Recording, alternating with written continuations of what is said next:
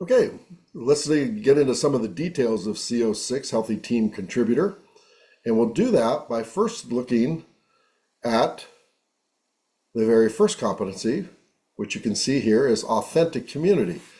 And in the overview, we said that authentic community needs to be one of the hallmarks of any church. And so that is where this one is really going to focus, is on the local church that you're a part of. And if you look here, this one's called Building a Biblical Framework for a Healthy Local Church. And so with what we're desiring here, when you look at the work completed, is you'll do the LE in Pathright. And then what you're going to do is you're going to use that 9-step process again, and you're going to make a doctrinal statement. You're going to go from Scripture, a doctrinal statement of what is a healthy church? What are the characteristics or the qualities of a healthy church? And then once you have written your doctrinal statement, you're going to create a model that represents that doctrinal statement. And you can look at this model, and it will, by looking at it, you'll see all the facets of a healthy church. And then from that model, you're going to make an assessment tool. And you're going to use that assessment tool to actually assess your church. Now, I need to interject this here.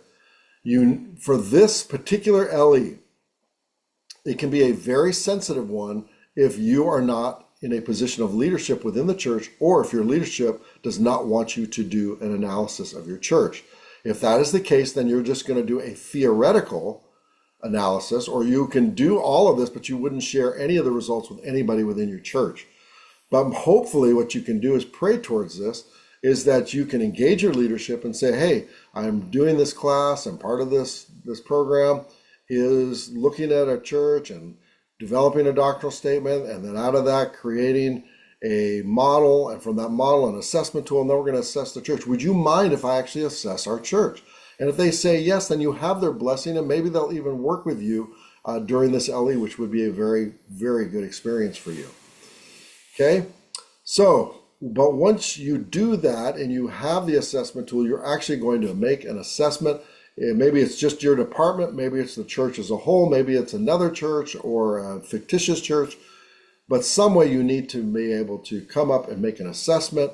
And then finally, out of that assessment, you're going to write a SMART goal, a SMART plan, in order to take one step from wherever you're at in a healthy direction. So what can you do practically to help your church or your department become healthier?